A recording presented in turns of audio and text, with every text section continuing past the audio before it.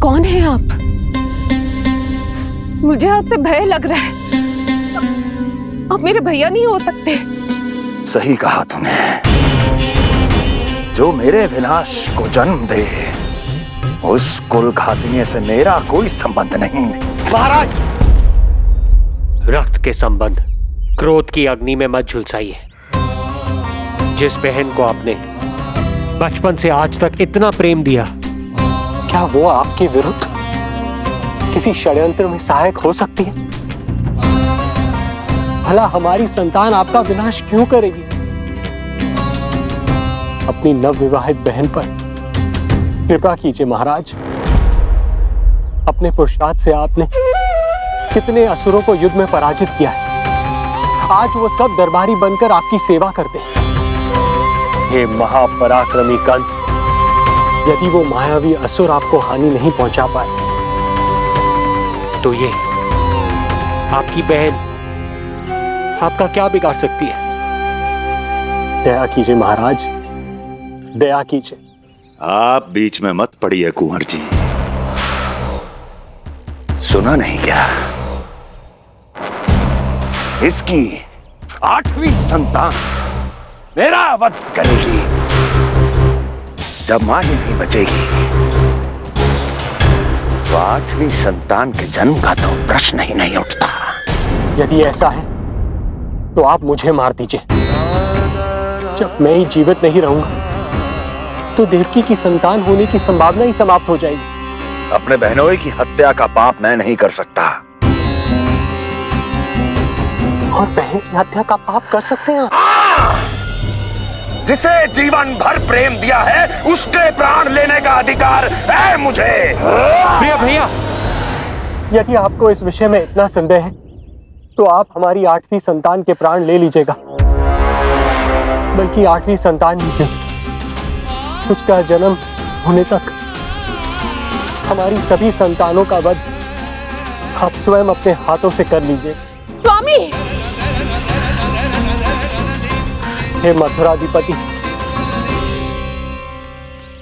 मेरी पत्नी को प्राण दान दे दीजिए।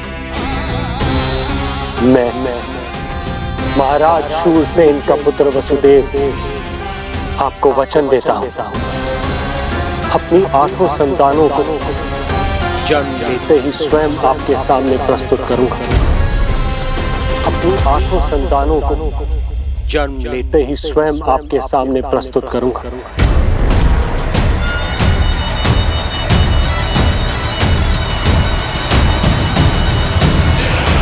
बधाई हो कुंवर जी। अपनी पत्नी के प्राण बचाने में आप सफल हुए,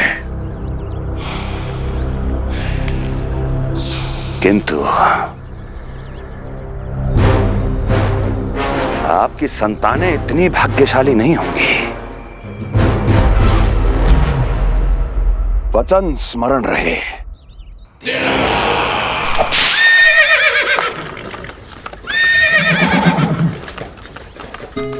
इस तरह रक्त की प्यासी कंस की तलवार की छाया में देवकी और वसुदेव का वैवाहिक जीवन प्रारंभ हुआ। जब कंस की निर्ममता और वसुदेव के वचन का ये दुखद समाचार गोकुल पहुंचा, तो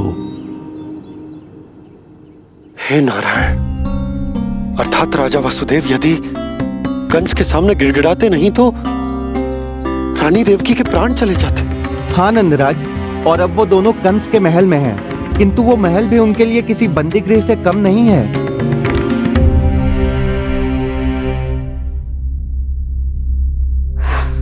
एक भाई अपनी बहन के साथ ऐसा करने की सोच भी कैसे सकता है?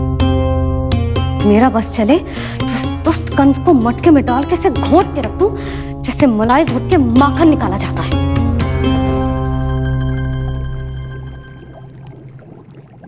ना, माखन ना, जे कंस तो कीड़ा है।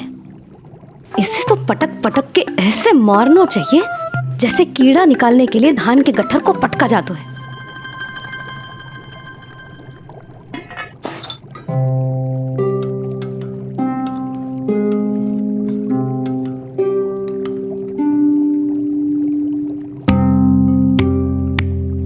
किंतु जब रोहिणी जिज्जी को पता चलेगा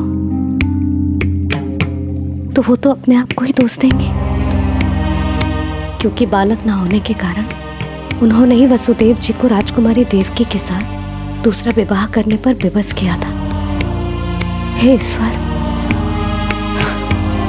जिस सुख के लिए रोहिणी जिज्जी ने पत्नी जीवन का सबसे बड़ा त्याग किया था, जब उन्हें पता चलेगा कि वही सुख उस क्रूर कंस ने छीन के मटिया मेट कर दिया है,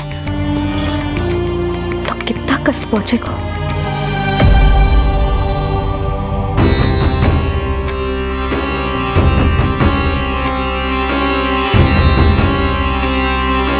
रोहिणी जीजी,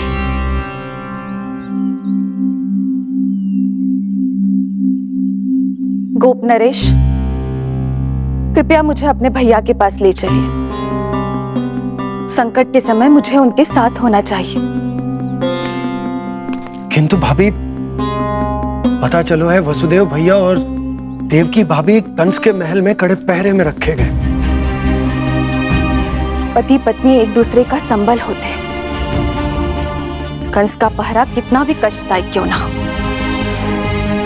इस समय उन्हें और बहन देवकी को मेरी आवश्यकता है।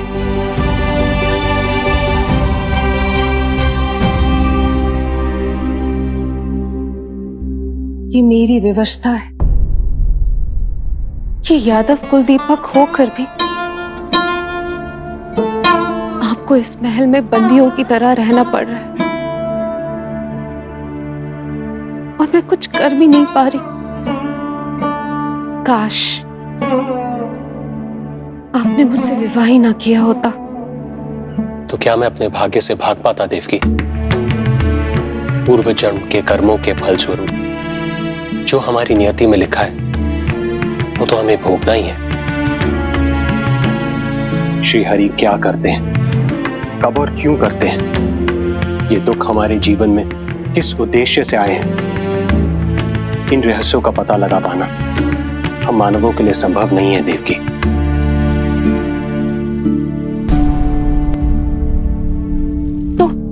तो फिर चलिए यहां से भाग चलते हैं, कहीं ऐसे स्थान पर जहां भैया की छाया भी हम पर ना पड़ सके। नहीं प्रिय, कंस के गुप्तचरों की दृष्टि हम पर अवश्य होगी, और मैं ऐसा कोई कार्य नहीं कर सकता जिससे तुम्हारे जीवन पर कोई संकट आए। और मैंने उन्हें अपनी सभी संतानों को सौंपने का वचन भी दिया है। अपना वचन मेरे लिए प्राणों से भी अधिक महत्वपूर्ण है देवकी।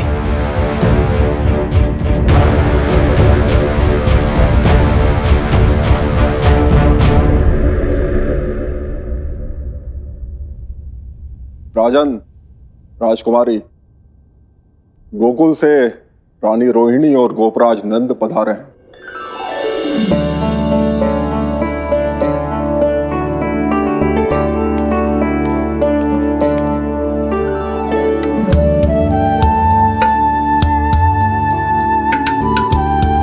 स्वामी,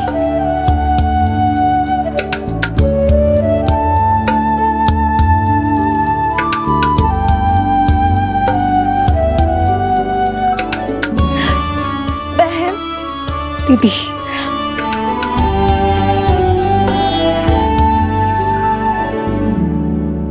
भाई नंद, जो आप हमारे लिए कर रहे हैं उसके लिए धन्यवाद शब्द बहुत छोटा है।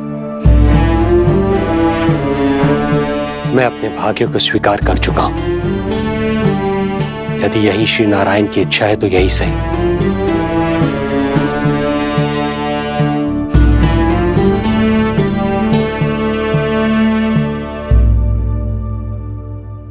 भाई नंद, इस समय मथुरा का वातावरण अनुकूल नहीं है, आपको जाना चाहिए।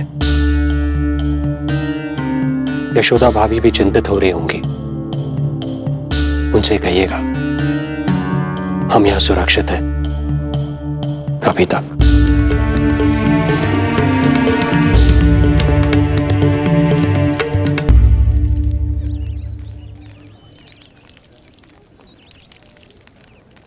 वसुदेव भैया का भाग्य पर भरोसा अधिक। वे अपनी संतानों को कंस को अवश्य सौंपेंगे। हे ईश्वर, इतना कठोर वचन, जब इसे निभाने का कठिन समय आएगा तो कैसा अनुभव करेंगे वे? उनका हृदय तो चकनाचूर हो जाएगा।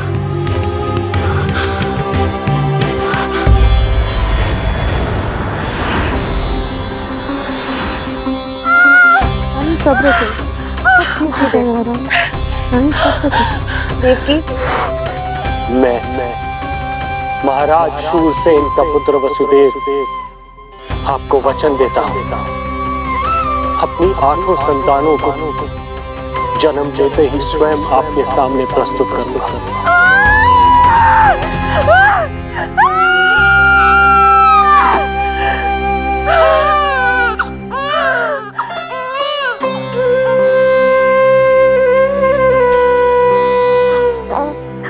बधाई हो स्वामी, आपको पुत्र रत्न प्राप्त हुआ है।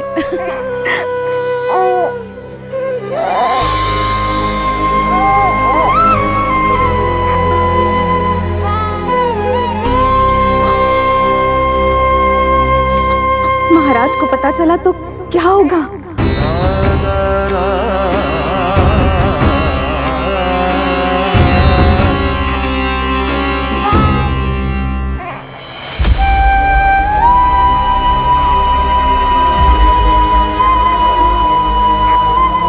अपने पुत्र को इन हाथों में थामना।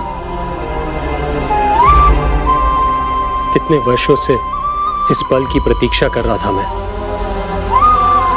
और आज जब यह पल आया है, मेरी आंखों में दुख के आंसू हैं। एक पिता जब प्रथम बार अपनी संतान को गोद में उठाता है तो सबसे पहले यह सोचता है कि उसे क्या नाम दूं, उसका सुनहरा भविष्य कैसे सुनिश्चित करे। किंतु मैं वो भाग्यहीन पिता हूं जो अपने पुत्र का भविष्य मृत्यु के अंधकार में डुबोने जा रहा है। मैं इसे नाम देकर क्या करूंगा?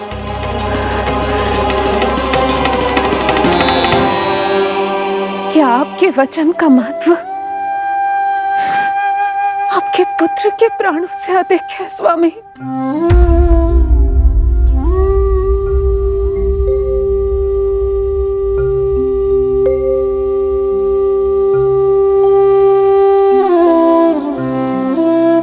श्री नारायण का दूसरा नाम सत्य होता है देवकी। तुम ही कहो, मैं श्री नारायण से विमुख कैसे हो जाऊं? मुझे अपना वचन निभाना ही होगा। हृदय के टुकड़े टुकड़े क्यों ना हो जाए, मुझे इसे कंस तक ले जाना ही होगा।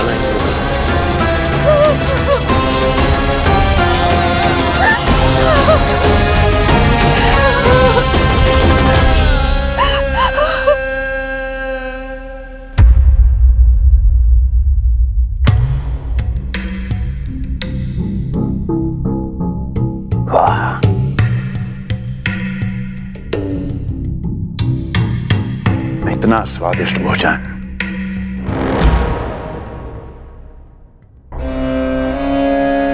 किसी विशेष इच्छा की पूर्ति के लिए मुझे सम्मोहित तो नहीं करना चाहती? मुझे पति के रूप में प्राप्त कर तो चुकी हो, अब प्राप्त करने को क्या क्या बचा है? प्राप्ति मैं प्राप्ति नहीं, अस्थि हूं स्वामी। प्राप्ति तो छुई मुई बनकर वहां खड़ी है। आप सदैव अपने विषय में ही सोचते हैं, कभी मेरे ओर भी निहारा कीजिए, तभी तो मेरा नाम सही से स्मरण होगा आपको। मैं अपने विषय में ही सोचता हूं, तभी तो 10 दिशाओं में मेरे नाम का डंका बजता है, मेरे साम्राज्य का विस्तार होता है, तभी तो मेरा अस्तित्व है। अस्थि स्मरण रहे, तुम हो क्योंकि मैं हूं।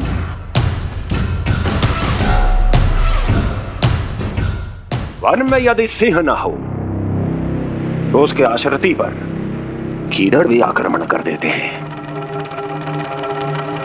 सिंह कभी अपने शत्रु को एक क्षण भी जीवित नहीं छोड़ता महाराज। आपने तो छोड़ दिया देवकी को। सिंह नहीं, आप वो गाय हैं जो अपनी कसाई से अथाह प्रेम करती है।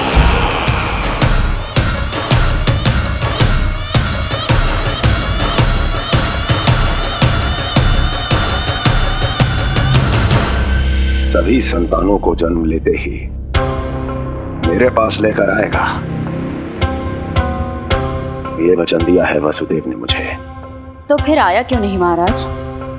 प्रथम शिशु का जन्म तो हो चुका है।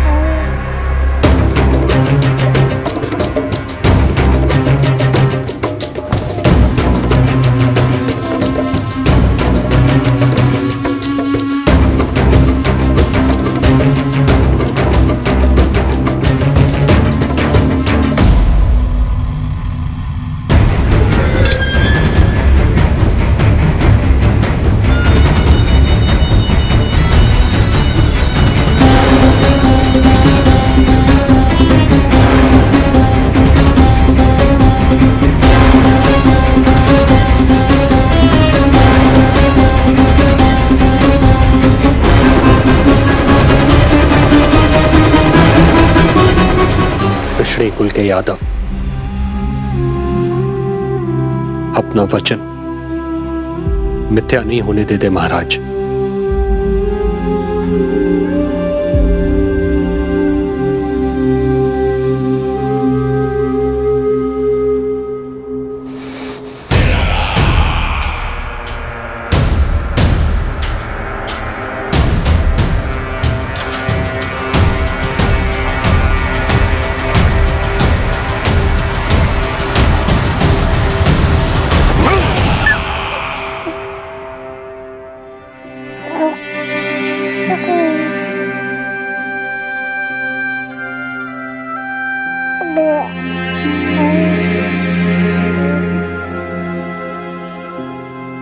ये देवकी का पुत्र है, मेरी बहन जो मुझे प्रिय हुआ करती थी, उसका प्रथम पुत्र है ये, मेरा प्रथम भांजा।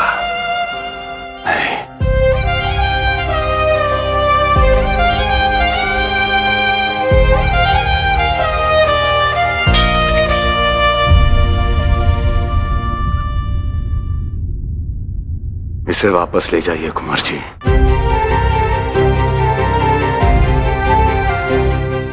देवकी की प्रथम संतान से मुझे कोई संकट नहीं।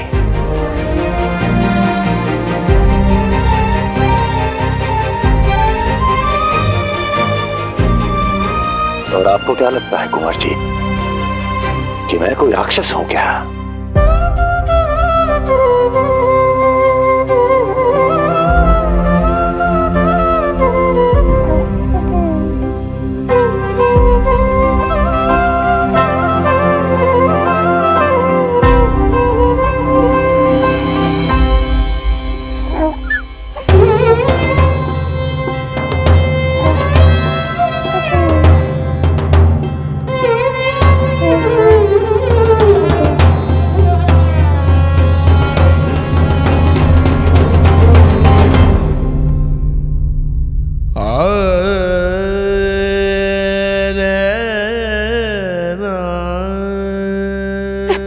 गोद पे भी नहीं उठा पाई थी दीदी। उसका वो सुकुमार मुख मेरी स्मृति से जा ही नहीं रहा। वो मधुर रुदन अभी तक मेरे कानों में गूंज रहा है। मैं तुम्हारी पीड़ा का अनुमान लगा सकती हूँ देवकी। मैंने उसे जन्म नहीं दिया था, फिर भी मेरे कान अभी तक उसके रुदन की ध्वनि सुन रहे हैं। क्योंकि ये अपनी माओ को पुकार रहा है। तुम्हारे भैया ने हमारे पुत्र को प्राणदान दे दिया देवकी।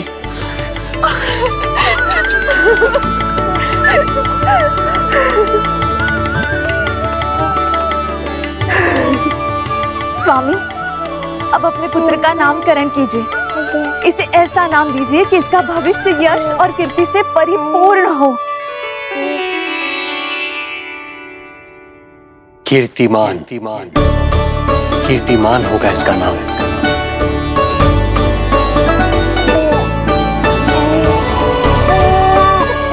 कीर्तिमान।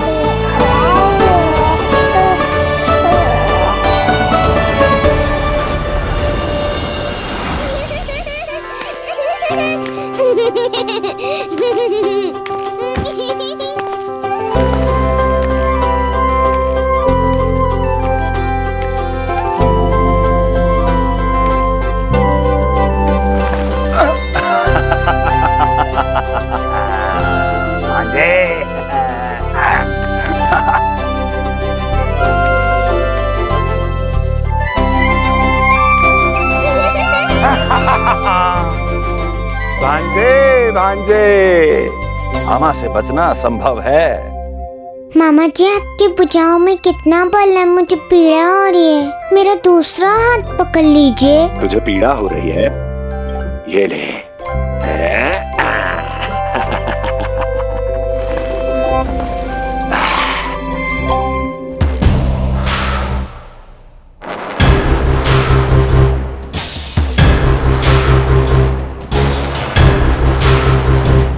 नारायण नारायण।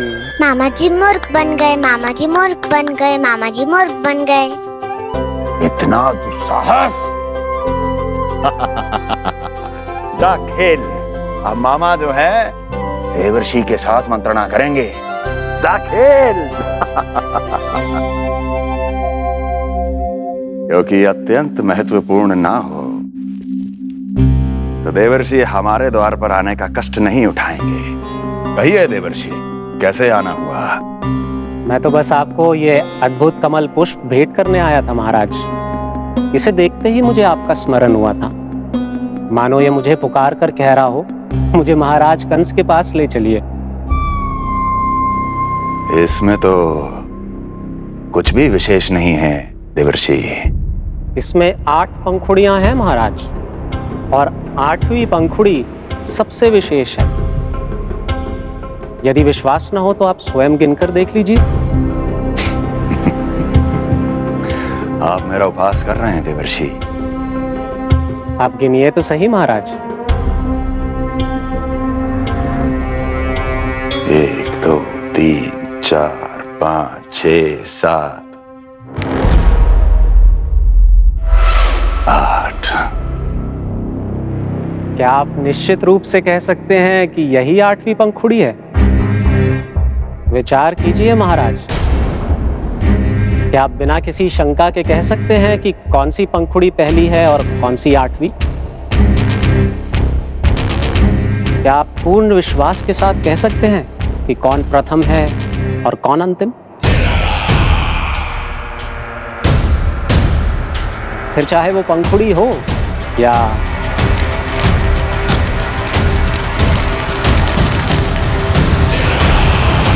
सावधान करने के लिए धन्यवाद देवर्षि। कंस के साथ धोखा करने वाले को अति भीषण दंड मिलेगा।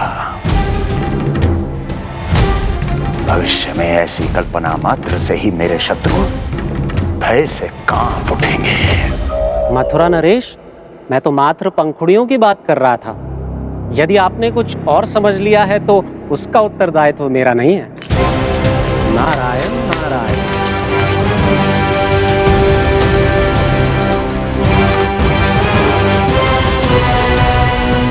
विचार कीजिए महाराज। क्या आप बिना किसी शंका के कह सकते हैं कि कौन सी पंखुड़ी पहली है और कौन सी आठवीं?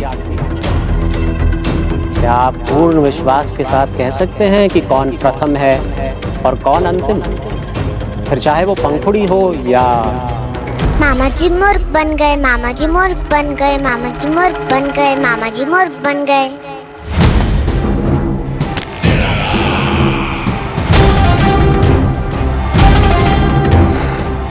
कंस को कोई मूर्ख नहीं बना सकता।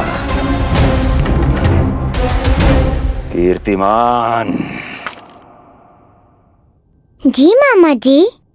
क्रोध काम लोभ मद मोह मत्सर, क्रोध काम लोभ मद मोह मत्सर, क्रोध काम लोभ। मामा जी मुझे दर्द हो रहा है।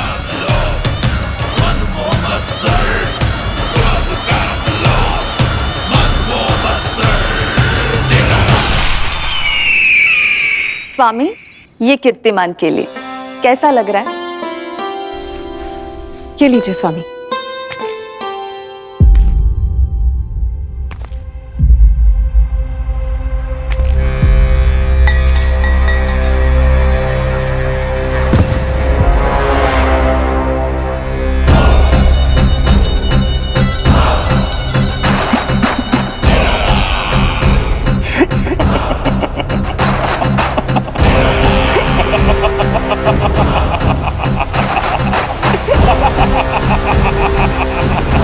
नेत्रों के सामने अपनी संतान की हत्या होते हुए देखना कितना पीड़ादायक रहा होगा ये दृश्य।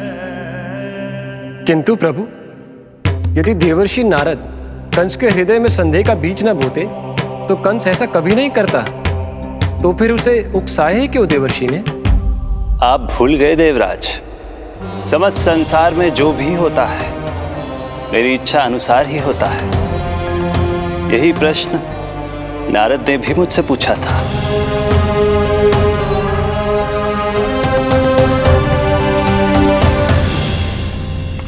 नारायण नारायण।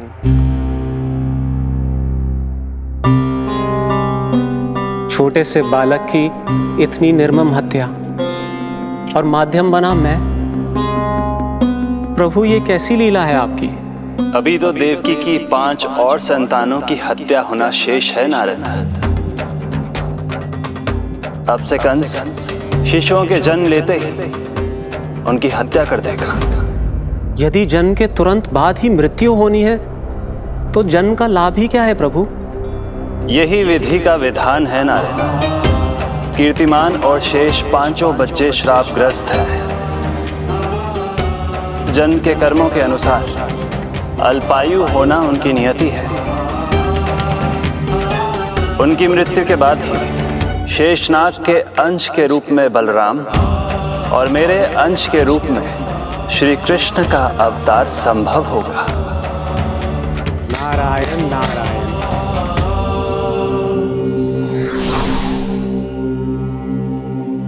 देवकी के पुत्र एक के बाद एक जन्म लेते रहे और उनकी हत्या कर कंस अपने पापों की संख्या में वृद्धि करता रहा। नहीं! मत मारो! मेरा पुत्र! मेरा पुत्र!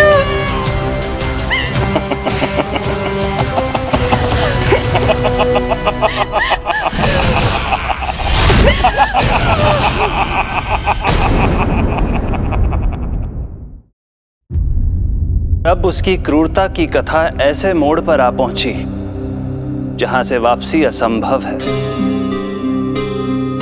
क्योंकि अभी अभी उसने देवकी के छठे पुत्र का वध कर दिया है। हे प्रभु, कितना दुर्दांत है ये कंस। किंतु एक ही जन्म में एक साथ 2 माताओं का पुत्र बनने में उसने आपकी सहायता कैसे की प्रभु? उसके भय ने उससे ये कार्य सहज ही करवा दिया देवराज। जन्म लेते ही माता देवकी के सभी पुत्रों की हत्या कर उसने मुझे विवश कर दिया है। अब जीवित रहने के लिए मेरे अवतार को माता देवकी की कोख से जन्म लेने के तुरंत बाद मैया यशोदा के पास गोकुल जाना ही होगा। और इस प्रकार कंस के कारण एक ही जन्म में दो माताओं का पुत्र बनने का आपका वचन सत्य सिद्ध होगा। आपकी लीला अपरंपार है प्रभु। आप सब अब निश्चिंत होकर जाइए। मेरे अवतार के जन्म होने की घड़ी अब निकट ही है। हम धन्य हुए प्रभु। हम धन्य हुए प्रभु।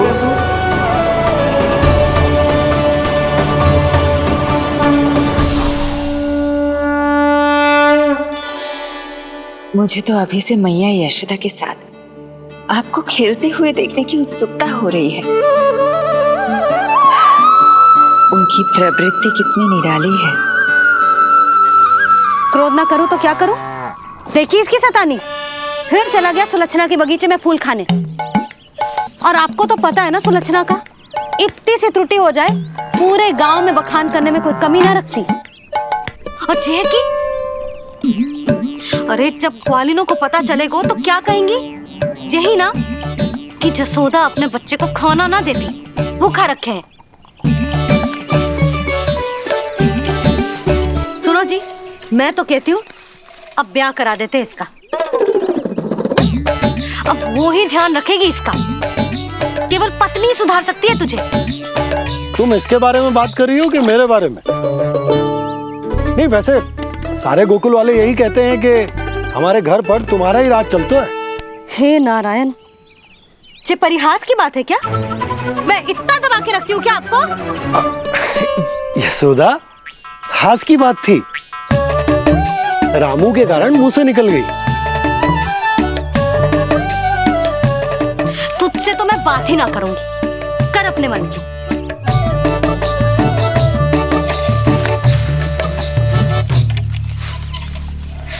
पता है तुझे कितना क्रोध आता है जब तू ऐसे बिना बताए घर से चला जाता है।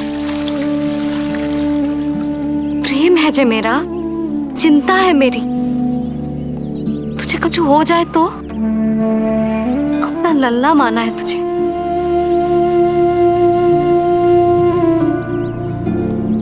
मेरे भाग्य में तो मां बनना लिखो ही ना है।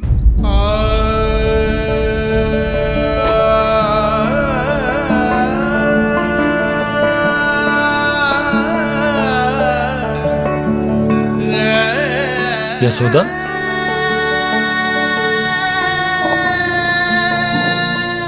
आपको पता है जब मैं छोटी थी इसके जैसी चंचल थी।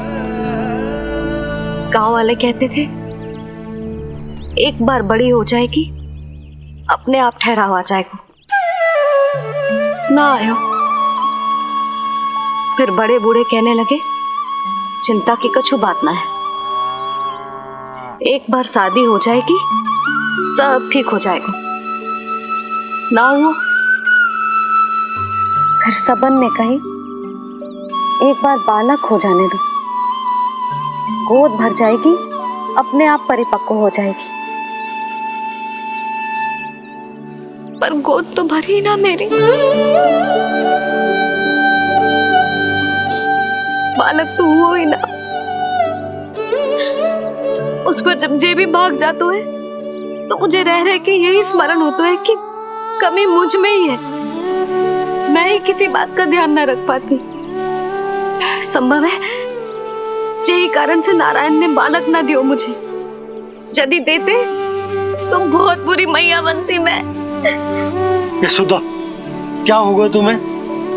कहाँ की बात कहाँ लेकर जा रही हो तुम?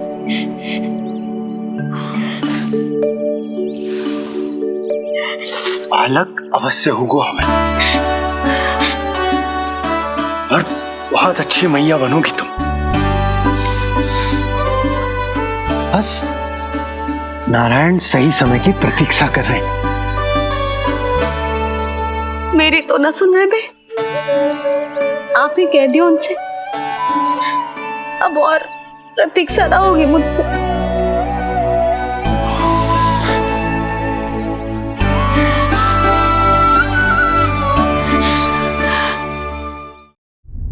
प्रतीक्षा तो अब मुझसे भी नहीं हो रही मैया।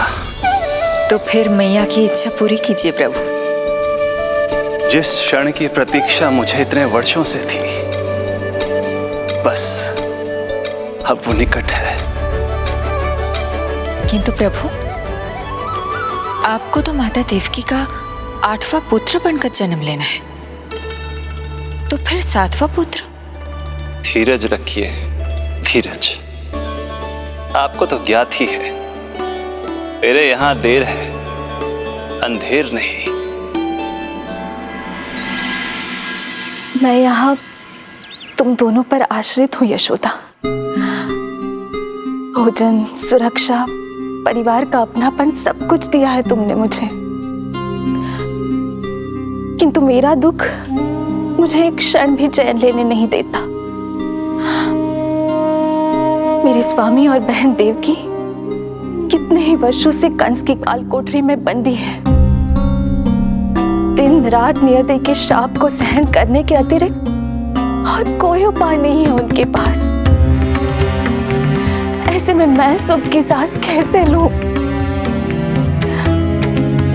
कीर्तिमान की हत्या के बाद मेरी सुरक्षा के लिए मेरे स्वामी ने मुझे यहाँ भिजवा दिया चुपचाप,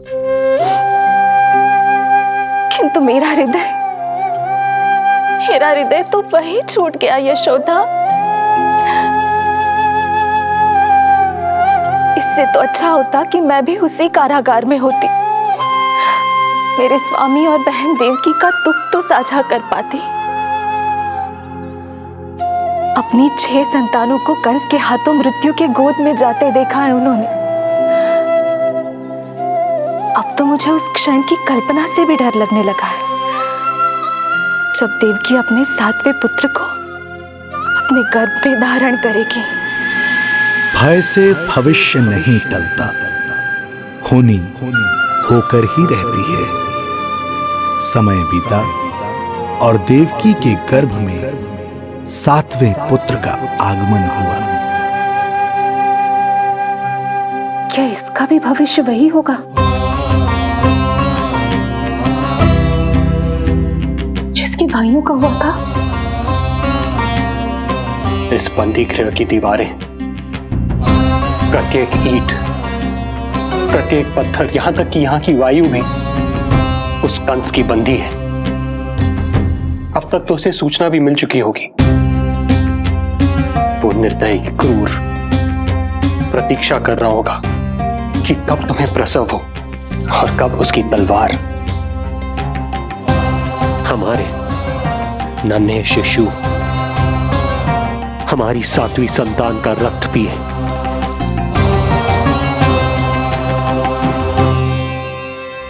दुर्जन, तुम देवकी की कालकोठरी के बाहर स्वयं उपस्थित रहोगे, प्रत्येक पल 8वां प्रहर। जैसे ही शिशु पहली श्वास ले, तुम मुझे सूचित करोगे। अवश्य महाराज, आज्ञा दें।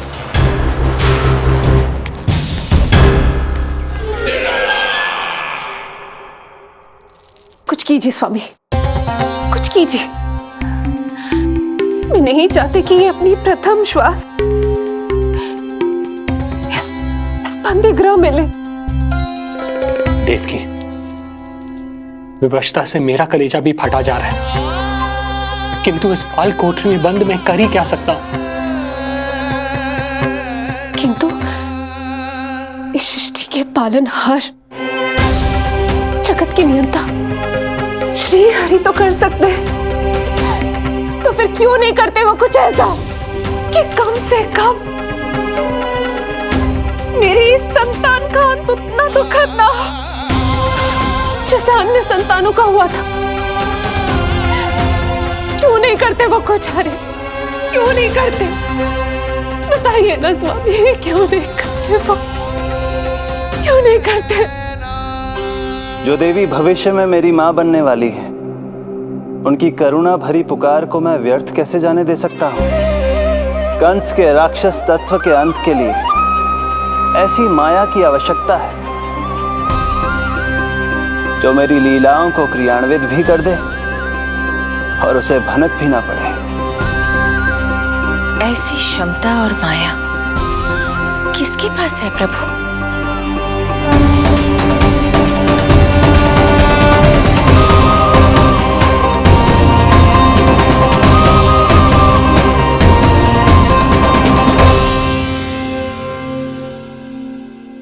ओम नमो आकर्षिणी ज्वाला मालिनी, ओम नमो भगवती क्लेशनाशिनी।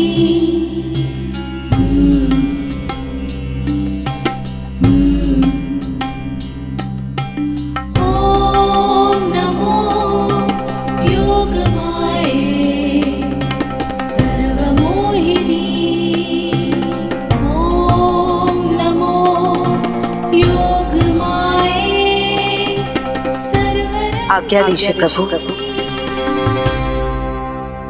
माता देवकी का गर्भपात करके उस संतान को रानी रोहिणी के गर्भ में स्थापित कीजिए देवी।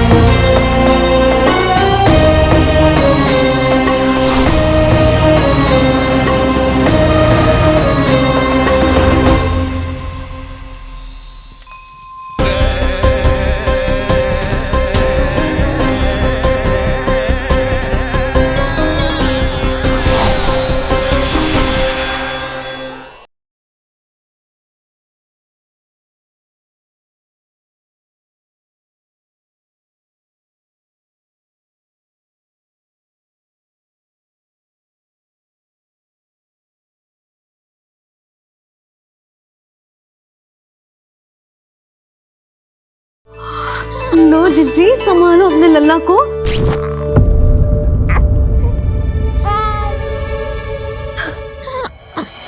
कौन है? हाँ, गोकुल का राजकुमार है।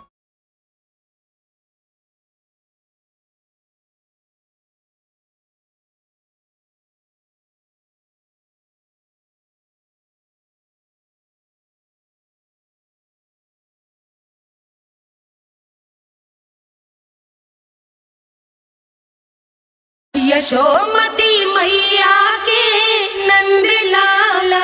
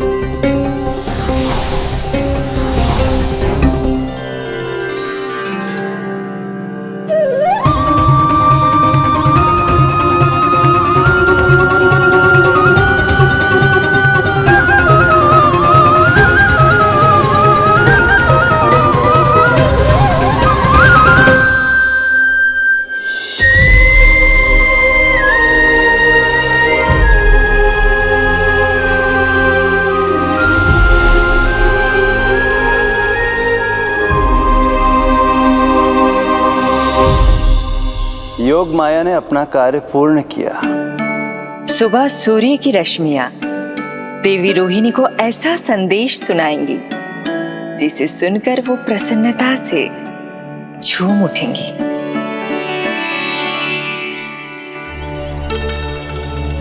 यादव कुल के नए राजकुमार के आगमन पर बहुत बहुत शुभकामनाएं रानी।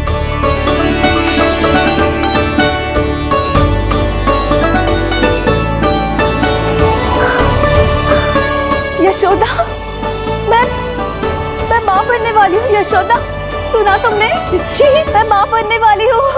मैं माँ बनने वाली हूँ यशोदा। मैं अरे संभाल के जीजी चिकार कर रही हो। बधाई हो चिच्ची, बधाई हो, बहुत बहुत बधाई हो।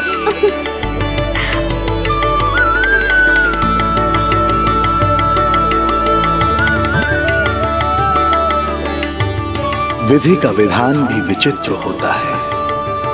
रोहिणी, जिनका ये पुत्र नहीं है, वो प्रसन्न है, किंतु देवकी, जिनका ये पुत्र है, वो व्याकुल है।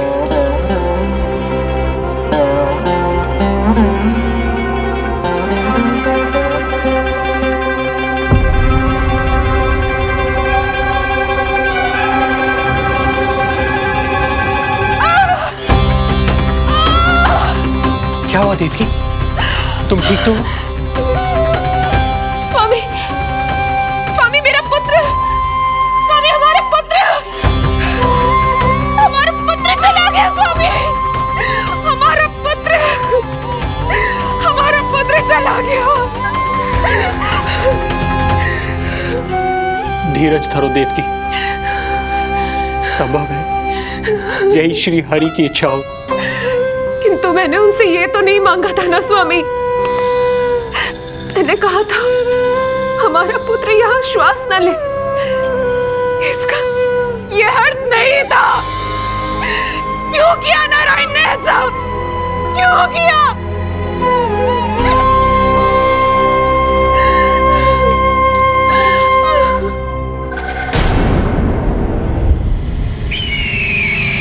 तो ये सत्य है महाराज, राजकुमारी देवकी का गर्भपात हो गया है। बच गया वो शिशु। किंतु यदि मेरे हाथों उसकी मृत्यु होती तो अधिक कष्ट होता उसे।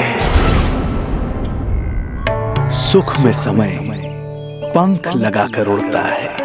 शीघ्र ही रोहिणी के प्रसव का दिन आ पहुंचा और उसने एक स्वस्थ और सुंदर बालक को जन्म दिया।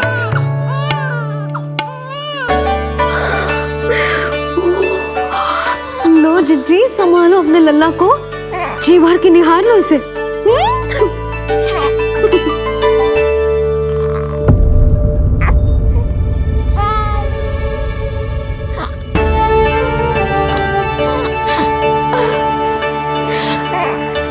मेरा पुत्र राजकुमार।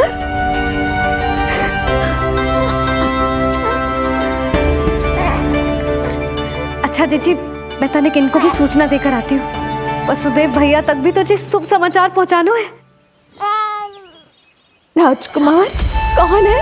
हाँ, गोकुल का राजकुमार है। हाँ, गोकुल का राजकुमार है, मेरा बच्चा। बल तो इतना है कि पूछो ही मत आप। एक बार उंगली पकड़ लेना तो उसके बाद छुड़ाना अत्यंत कठिन हो जाता है। और दृष्टि ऐसी कि एक बार में मन मोह ले। भगवान श्री राम की भांति सबको प्रसन्न रखता है।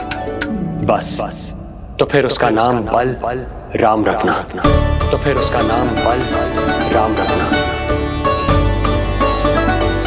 देवकी, बधाई हो, तुम छोटी मां बन गई। भैया, आप दोनों कछु चिंता न करियो। बलराम का लालन पालन मेरा उत्तरदायित्व है। उसे कछु कमी ना होने दूंगा मैं।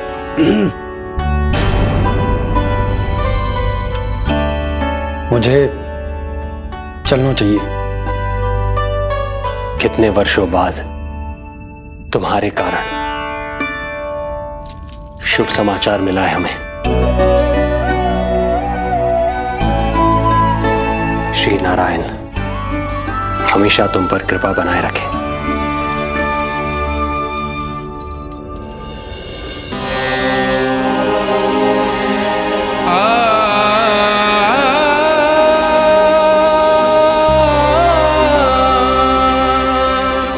आपको बहुत बहुत बधाई हो स्वामी।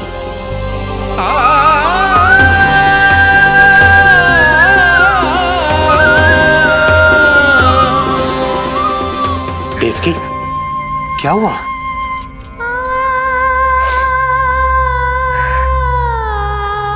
कुछ नहीं। रोहिणी दीदी ने आपको वो सुख दे दिया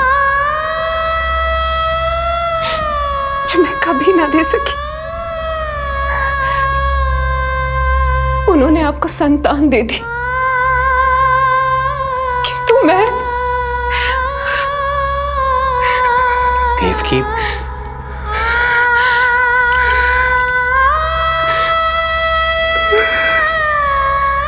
इस समय जो व्यथा माता देवकी की है वही पीड़ा माता यशोदा की भी है। माता देवकी की ममता अपनी सभी संतानों को खोने की वेदना से त्रस्त है, तो माता यशोदा की ममता संतान ना होने के संताप में झुलस रही है। सत्य कहा देवी, मुझे आभास हो रहा है मैया यशोदा का हृदय मुझे अपनी गोद में खिलाने के लिए कितना व्याकुल है।